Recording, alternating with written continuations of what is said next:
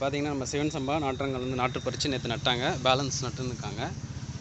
So நம்மளுக்கு வந்து நாற்று நல்லாவே பிடுங்க சௌரியமாக தான் இருந்தது. ஏன்னா நம்ம எது மருந்து எதுவும் போடுறதால மற்றவங்களாம் யூரியா போட்டு நாற்று வந்து பறிப்பாங்க.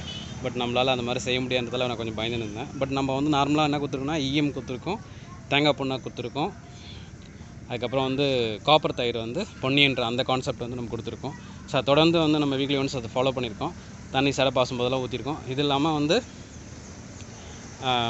நம்ம வந்து இந்த எலி வந்து கடிச்சது நாற்றை, அதுக்காக வந்து நம்ம பார்த்திங்கன்னா 3G கரைசல் கொடுத்தோம். வேறு எதுவும் பெருசாக நம்ம எதுவுமே கொடுக்கல. நாற்று நல்லாவும் இருக்குது, நட்டும் முடிச்சிட்டாங்க.